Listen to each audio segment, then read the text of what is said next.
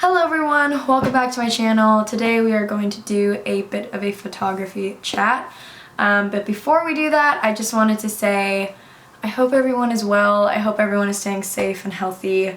Yeah, it's just crazy how much can change in a week. But yeah, I just hope everyone is not feeling too anxious. Also, as somebody who only very recently transitioned away from freelance being their full-time job, this is a really scary time for a lot of people who are freelance and in the arts, as well as so many people in so many other industries like service workers and grocery workers, like so many other people who are now facing being jobless. So I hope that we're all able to support each other to, in whatever ways we can, whether that looks like buying art or music or clothing or merch or whatever to support. In short, I just hope everyone is doing okay and we're gonna get through this.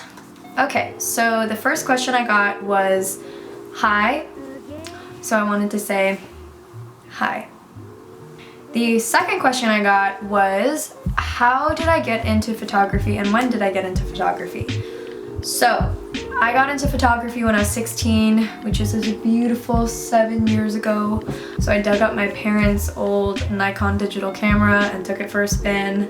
And I did what every great photographer does, which is I exclusively probably only took photos of flowers super up close, which at the time I was like, you are onto something right now. I don't know what, but you're onto something. Yeah, I was pretty into taking pictures of things very up close to get that nice blurry background. Oh, no.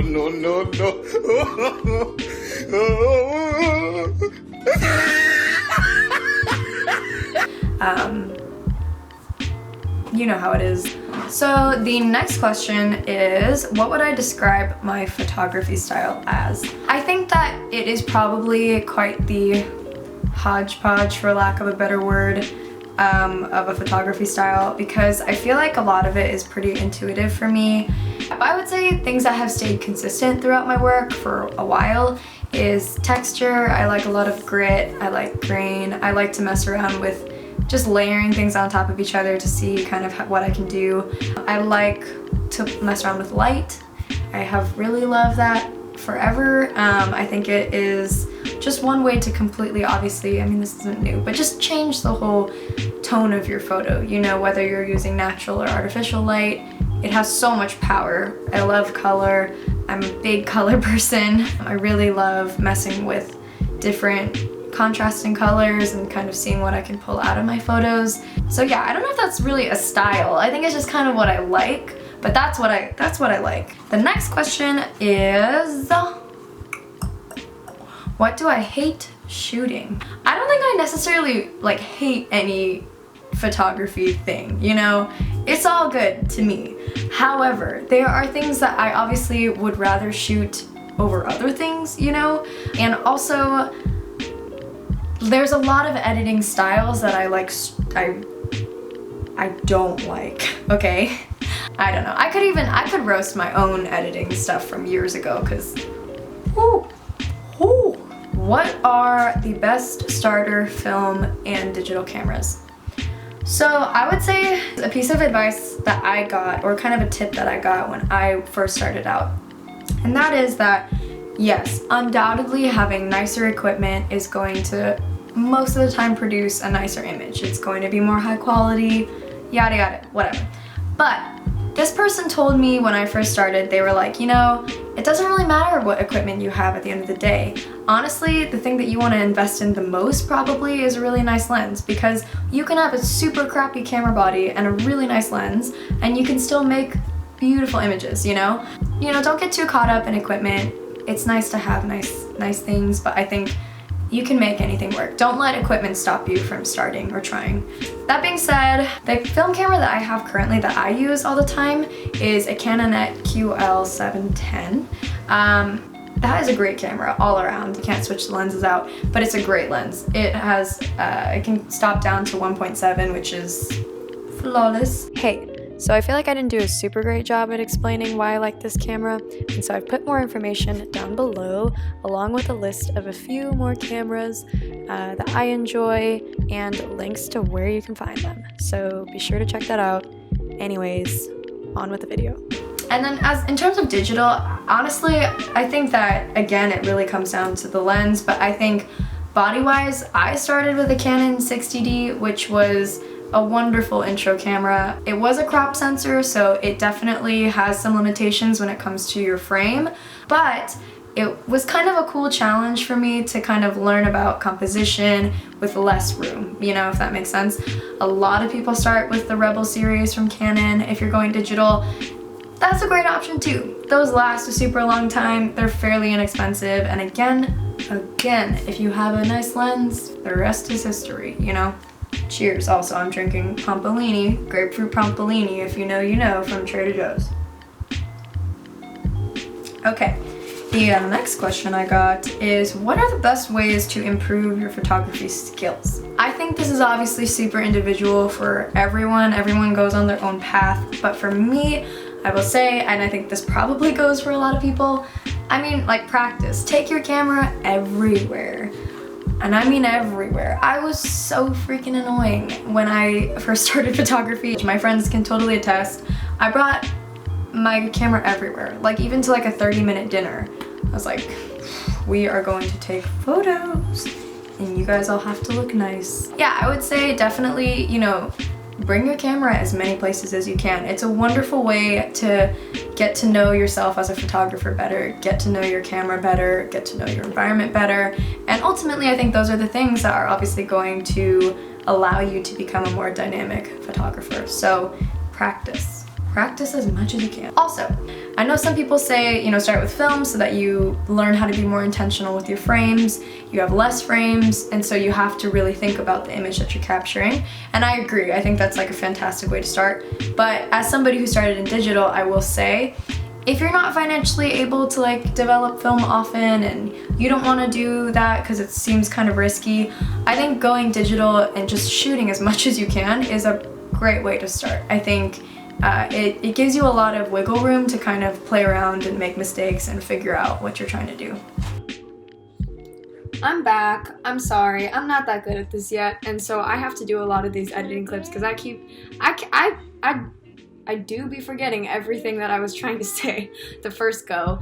But I just wanted to say another great way to improve is to make a list of photographers that you admire and then jot down notes about each one as to what you like about their work. Do you like their coloring? Do you like the way that they frame their photos or compose? Do you find their lighting interesting? Because it provides a really good framework for you as you're kind of building your own style. Another thing is, perhaps you should find a muse. I hate that so much, but it's true. Try to find a few friends or a friend or a family member who will maybe allow you to photograph them for a longer period of time over the course of however long. I have a few friends that I've photographed for the past like 4 or 5 whatever years. My sister lets me photograph her, and it's always a really good frame of reference to see how I've changed over the years, so see how my style has changed, how my editing has changed, and also to like just kind of improve and build upon what I've already done in the past. It's just a really helpful way to, it's almost like a log, right? Like when you have the same person as your subject, they haven't really changed, but your style has. And so, yeah, find people around you who will let you shoot them. Maybe they won't get annoyed, and happy shooting. Okay, the next question I got is, who are my favorite photographers right now? So I would say the first photographer is a woman by the name of Alex Prager. I found her over the summer and I was blown away because her work is like a movie set. I mean, she's got so many models, she's got really highly stylized sets and costumes, and her lighting situations are crazy. But the thing that really compels me about her work is her use of space. She deals with negative space so interestingly to me, and I think that also just the way she positions everyone's bodies, it's just all perfect. Okay, my other favorite photographer is William Eggleston. I have loved him for a while. Kind of does like very different work from me. He does like portraiture, but it's not the main focus, I would say. I feel like he's just kind of known for his taking like super mundane moments or just like more ordinary things and turning them into these really nostalgic, beautiful moments that you feel like you were there but you weren't, you know? It's the simplicity that really lends to his beauty, and I love his colors. I love the way that he just kind of lets things live. It's very nice. My last favorite is a more recent favorite, and it is someone who I think is like around my age, but his name is Alan Zhang. I found him on Instagram, and he just does a ton of super dope like portraiture, but he uses lighting and color in a really interesting way to me. It's all like pretty stylized, but it's also really gritty, and it looks quite cinematic, so I really enjoy his work. What is the difference between commercial and editorial photography? In my experience, I would say commercial photography is typically a lot cleaner, a lot more stylized, a little more perfect, I think. Now that's not to say that editorial photography is not like that. It definitely is at times, but I think for me it's always been a little looser. I have more wiggle room to like try things out, you know, and to mess around with different landscapes or editing styles. Whereas when I've worked in more commercial, you know, like business where I'm doing like e-commerce or I'm doing brand photos or product photos, there's a certain standard that I think your work is held to in terms of like industry standards and stuff, if that makes sense. I mean, at the same time, you have some aesthetic leeway, but yeah, you're ultimately creating for somebody else, you know? Where do I get my inspo from? So aside from the super obvious answers of like Instagram and Pinterest and cargo and stuff like that, I'm really interested in, you know, being a woman in this industry and also a woman of color in this industry, and I'm also interested in like my sister's journey through her journey with like acting as a woman of color. So I think that's kind of something that I've recently been super inspired by, but I think also just the people around me, their experiences, how they differ from mine, what I can draw from them and what I don't understand. And like, I think just looking to the people around you for inspiration, you're never going to come up short, you know? How do I edit my photos? So there is kind of a different system that I use depending on what I am editing. So if I'm editing something digital, it's going to differ from how I edit film-wise. When I'm editing digital, I shoot raw, so it kind of is like a blank slate. I can kind of do whatever I want, and so I tweak those photos a lot. In terms of how I edit those photos, I use Lightroom. I mean, I use Lightroom for film too. Sometimes Photoshop too, it depends. So when I'm editing my digital photos, I'm mostly focusing on the highlights, the shadows, the levels, and the HSL panels, and then coloring the shadows and the highlights. I work with presets that I find online from random things, like grain assets and things like that, so that I can add those to my photos, and then I tweak those presets to make them kind of weird and funky. I build my own presets from scratch, and then I save them to my library, which is why you see all of these randomly named presets on the left. In terms of film photos, I try to keep them a little bit more obviously natural. I think that it's fun. I think editing and post-production is half the fun of photography. But yeah, mostly when I'm editing my film photos, I'm staying in the range of the highlights and the shadows, and I'm messing with those levels. Which leads me to the next question, which is how much of my photos are post-production? Which I guess I kind of already answered, but I will say that there are times where I will take photos that I already edited and kind of made my own, and then I will put them into like my iPad or Photoshop, and I'll just mess with them. Like this photo, for example, started out as a series of 3 images, and I essentially just like removed the background from 2 of the images and then stitched the 2 images onto the first one to create a panel of 3, if that makes sense. Most of my work that involves like these streaks and lines, those are all long exposure. Those are things that I'm doing in my camera naturally, but for this particular photo, I thought it would be cool if I kind of just added some like dragged lines, so I decided to mess with it on my iPad and came out with this. The next question I got is, how do you learn to edit colors in Lightroom? Which I think I guess I also kind of touched on, but I think in terms of colors, I will say I think the most important thing is the HSL panel, because that gives you so much fine-tuned control to be able to take different aspects of your photos and make the hue different, or make the saturation different, or maybe up the lightness. That is really where you can get very specific with the colors in your photos, and also the shadows and highlights right below it. Whether you want to make creamier highlights or cooler highlights or flip it and do that for shadows, there's so many like endless options to me that I think are just like so cool, and I don't know, it's just cool. You can give so much personality to your photos, I will say. Hello, I wanted to quickly note that I also like to use this arena of Lightroom, which is where you can essentially get really specific with your lighting.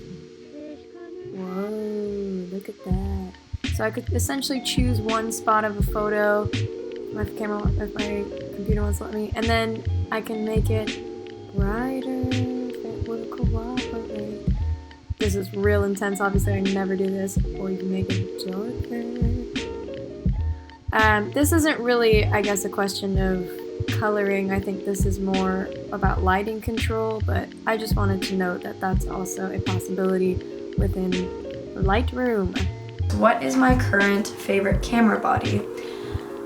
Okay, so my current favorite camera body is my medium format child, my Mamiya RZ67. Honestly, a huge reason why I enjoy this camera is for the tactile nature of it. It is bulky. I was incredibly ambitious. I brought that camera and my film camera and my digital camera to Japan, and she said, I'm carrying all 3 of them every day, which was a mistake. Do not do that ever. I don't even know what, like, was I going to get different, I don't know what the thought process was, but the image quality is so beautiful. I'm obsessed with the fact that I never have to turn the camera because the camera has a rotating back, so I can go from portrait to landscape in a second. I just really love the camera for its quality, for its functionality, and for just I think medium format is such a fun format to be shooting. You get so much more detail than you do with 35mm because it's just a larger scan, you know? But yeah, I really love that camera. I've really enjoyed messing around with it for the last, I think, like 6 months. How do I go about finding clients, and how do I sustain my life as a photographer? I will speak more from my experience previously to me getting a full-time job, because that's currently what I'm in right now. I'm still freelancing, but that's kind of like the main moneymaker, I would say, right now. But when I was solely freelancing, I would say the way that I sustained myself, and this kind of rolls into how to find clients, is websites like I Love Creatives, the H Hub, and Girl Gaze, if you are a female or you identify as a female. These are all wonderful assets for people in the creative fields. I love those sites, and honestly, that's like, I Love Creatives is how I got my full-time job that I have right now. They're just fantastic resources for anyone in the field who's trying to get connected with other photographers or models or videographers. The second piece of advice is, I would say, cold emailing or DMing people. Somebody else asked me, which I didn't make a formal question, but somebody else asked me what the percentage is of who I, me getting reached out to and me reaching out to people. I would say that currently it's 75% of me getting reached out to and 25% of me reaching out to other people. That is not how it always was. When I started, it was 100% of me reaching out to people. I was constantly DMing people, texting people, just generally messaging people to, you know, pitch ideas or to see if people would be interested in working together, and trying to build my portfolio, because that's a really great way to build your portfolio. And this, I guess, kind of ties into my last piece of advice, which would be networking, which obviously is a given, but be mindful of where you are networking, you know? Like, go to art shows, go to photo shows, go to spaces where other creative people hang out. If you can PA. Like, do whatever you can to be around as many creative people as you can be, because you never know what comes out of that. My creative partner, Boma Aluma, who I have mentioned I think before, but we did a project together, we've done several projects together. We met on the set of a music video and we just got to chatting about movies, and then from there, like a year and a half later, we're working together all the time. I know that sometimes it can be scary to put yourself out there, especially when you're just starting out. It's very intimidating, but honestly, like, even just getting face to face with people and having a conversation, you never know. And you never know, you know, what they're gonna see in your work. And if nothing else, it's a connection that you now have. So definitely put yourself out there, or at least try to. And the final question I'm gonna answer tonight is, what is next? Quarantine, staying home. Perhaps I will learn to cook. I think my mom would be very pleased if I decided to come downstairs one day and say that I wanted to learn. I know you're asking professionally, but the answer is I don't really know. For now, yeah, I'm working at this job. It's been great. I'm really thankful to be employed right now. But, you know, obviously my ultimate goal, I think, as I've kind of narrowed it down over the years, is to be in editorial photography and commercial photography. I'm still freelancing on the weekends. I'm still taking projects on. I've got a few projects in the works, which I am quite excited about, and I'm really excited to share with you guys at some point soon. So anyways, thank you so much for tuning in. I'm so glad to have gotten to do this video. And yeah, I hope again that everybody's staying safe, and that if you're anxious, that you know that you have so many people around you who care and who are going through this with you. And so yes, it's one day at a time, everybody, obviously. And yeah, I just hope that we can continue to support each other and to take care of each other. Anyways, I will see you guys at my next upload. Bye!